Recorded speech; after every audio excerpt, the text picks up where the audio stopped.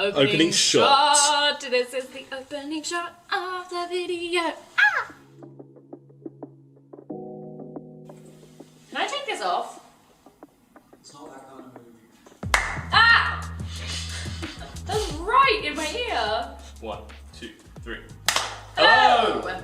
We got that down. I know, I nailed that. And welcome to a very special Thread Talks with me, Elliot. And me, Imogen. Welcome to our new abode. Yes, and this is only one small part of it. This is just the kitchen, but I'm sure over time you will get to see the lay of the land. I'll insert some clips. Yeah. And here you can see the rest of the office. I love giving Elliot more work to do in post. And we decided in our second week in the new office, what we would do is we would make a big mess.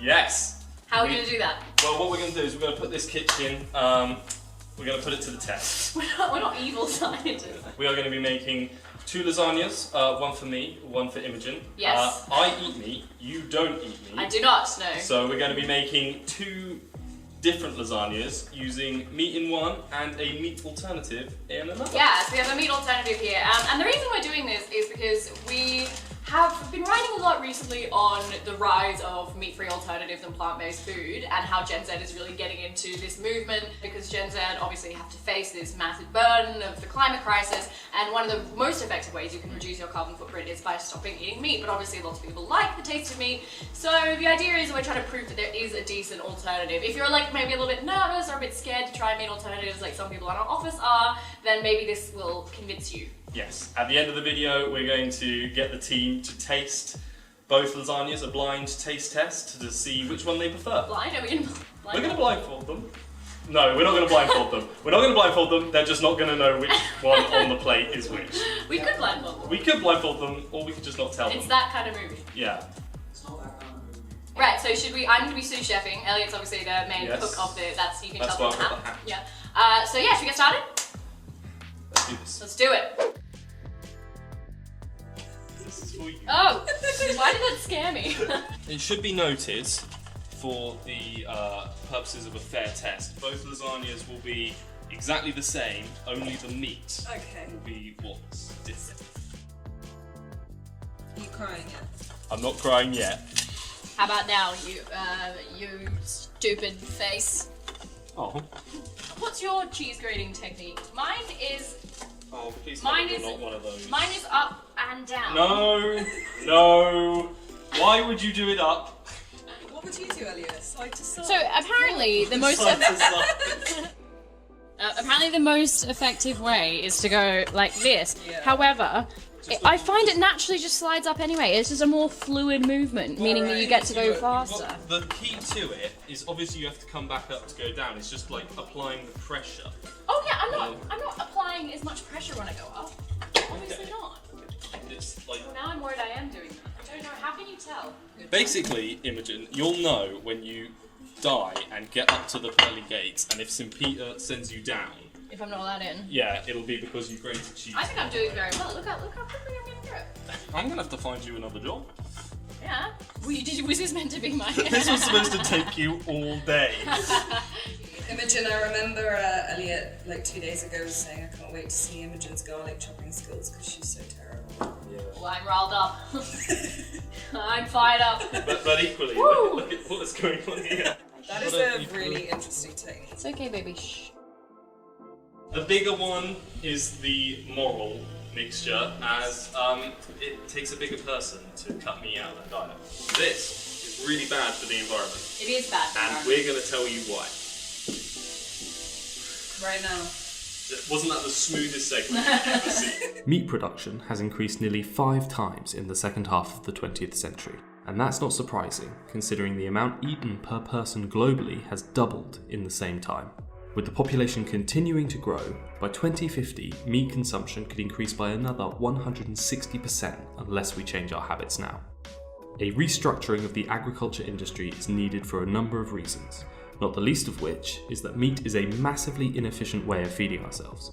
It takes 75 times more energy to produce meat than it does corn. Creating 1 calorie of protein from soybeans, corn or wheat uses roughly 2 to 3 calories of fossil fuel. 1 calorie of beef protein, on the other hand, uses 54 calories of fossil fuel. To make matters worse, the quest to raise and rear the animals that end up on the supermarket shelves is also a massive drain on resources. The agriculture industry requires an area 7 times larger than the EU to produce enough food to feed just the cattle and livestock in Europe. Almost half the world's harvest is being fed to animals. As much as 90% of the soybean harvest goes directly into animal feed, and it turns out that we could be putting those soybean plants to better use. But more about that later. So what are you doing right now? Oh, so okay, we are adding the meat and the meat alternative. The reason why I feel like people are less inclined to try meat alternatives and use meat alternatives is because meat does have this very distinct flavour and smell and texture.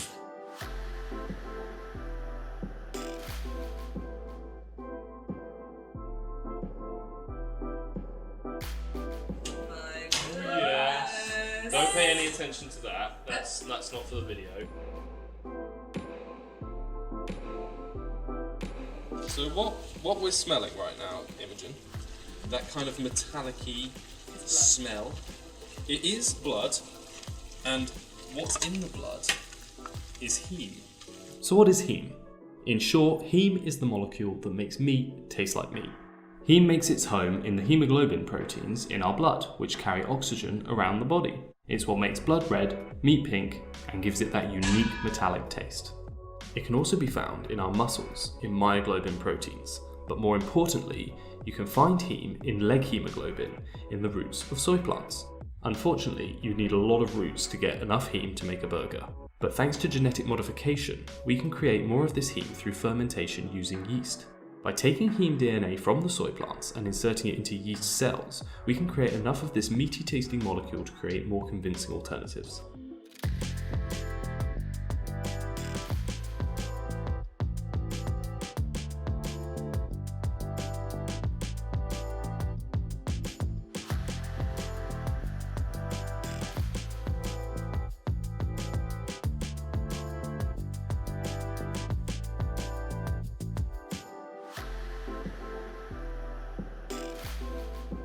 Yeah, look at that. Oh, look at that! It's raining cheese! It's raining cheese. Hallelujah! It's Full of harmony and cheese.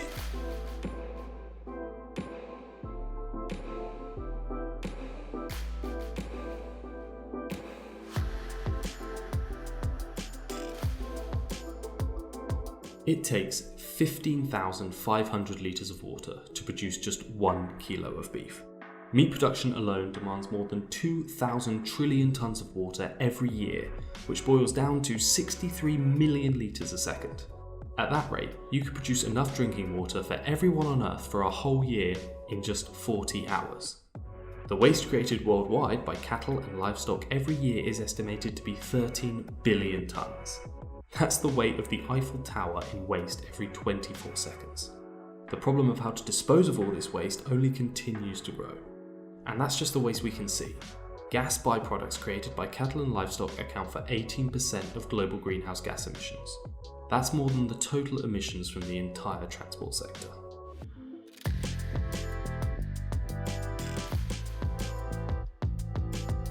Are you ready for this? Okay, so one is meat replacement Yep. and one is meat.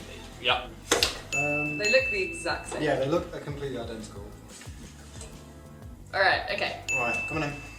We're doing a sniffy sniff. I can't smell shit.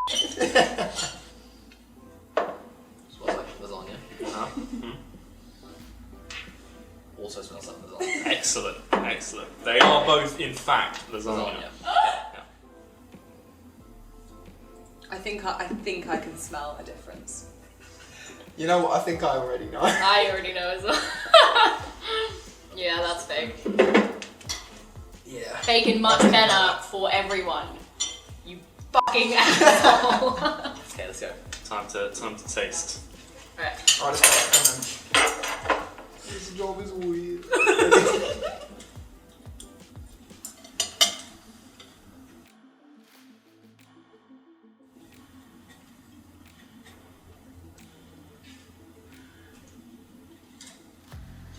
Okay, that's good. While I'm waiting for Imogen, I'm just going to have another quick bite. On first glance, Yeah. that does taste like meat. That does. However, I appreciate that is the point of meat replacement. It's hard, When I isn't it? first started eating, I was like, oh, it's definitely meat. But then at the end, I was like, I don't know. It's So in conclusion, I don't know. Right, that's banging. No, it's not. It's horrible. Give it to me. That's number 2. This is piece number 2. I really hate the fact I'm eating on camera. I know. It's really horrible. It's really silent. It's really weird. I'm about to eat the first bite of red meat I've had in over like 2 years. Yeah. I think. That is definitely regular lasagna. Just gonna have a little. Well, at least let me taste it first. Just to make it. Just digging in for your seconds. Also tastes like meat. Also tastes Oh like no way! So that one seems slightly saltier, which would make me think that might be the veggie one. I genuinely don't know though. You think that's the veggie one? I actually can't tell. Okay, Okay. Firstly, which one did you prefer? I think I preferred this one. Okay. Having said that, it's not by a long way. It's not. It's not by a long way. It's just, if I had to have one bite again, I'd have that one. Okay. I think I can tell and I regret to say that I prefer this one. I prefer that one. Okay, interesting. I think this was the fake meat. I think. So I think that one is the meat alternative, and I think that's the meat. Alright, I'm going to say that one's the meat one and that one isn't. But I genuinely don't, I don't know. I can confirm that you did in fact prefer the fake meat. Did I actually? That is very, very impressive. Fair enough. I'll take that. Charlie prefers the alternative. Hey! I hate to say it, but I'm morally sound. I know I'm a letdown to the vegan vegetarian community, but it just tastes very good. I 100% prefer the fake one. Fake. It's not fake lasagna, it's real lasagna. I 100% prefer the meat alternative. They're delicious. But yeah. It just, all you can taste is the meat. It's so overwhelming and it is such a like, it just like overwhelms your palate. Whereas that one I feel like you can taste the spices that we put in the mix more. This one is it just tastes like meat. That's all I can taste. I actually prefer this one. Really? I do prefer it. As you can see, quite a lot of it's gone. We ate a lot of food, guys. We are. I'm really full. This outro isn't going to be as much energy I want to as the sleep. intro. I'm so I eat and then I sleep. That's the order it goes. Should we start again? Yeah, I'll sure. So, what do you think of our experiment? How do you think it's gone? I took a little bit more. Sorry, that was really hard. I think it went really well. I think it was a success. Most people preferred the veggie alternative to the meat one. Yeah, both were delicious, but I mean, it's worth noting that this smaller lasagna created nearly 14 kilograms of carbon dioxide in the air, and this much larger lasagna that the majority preferred created less than 1 kilogram of carbon dioxide. And I think it should also be noted just how similar they were in terms of taste. I came back into the kitchen while Imogen was sneaking another slice and had to tell her she was actually taking it Yeah, from the I didn't meat. realise.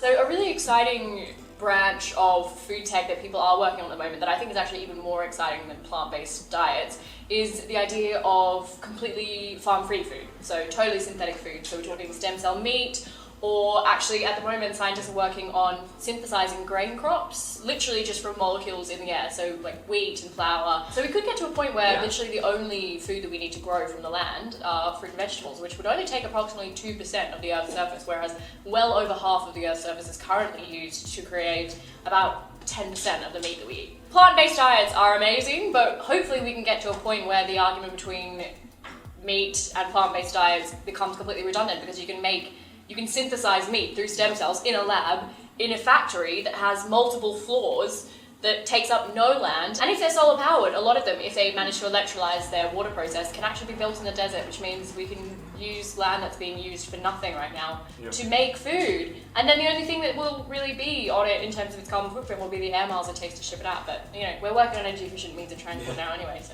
That's a whole other video. Thank you everyone for watching. Please do like, comment and subscribe, and let us know if you want to see more videos like this, because we are happy to make them. And we have a really great new website, thread.com. It's live, it's looking amazing. We've got some really great new content on there like this, but also more things. So Lots yeah. more articles about meat alternatives. Bye guys. Thank you and good night. Cheers. Cheers. 1, 2, 3. Hi! What? Who goes 1, 2, 3? Right, I'm gonna clap. Like who? Yeah, goes, no, who but, I counts to thought 3 and it. then turns to someone and speaks to them? I thought it as I said it. What else do you want?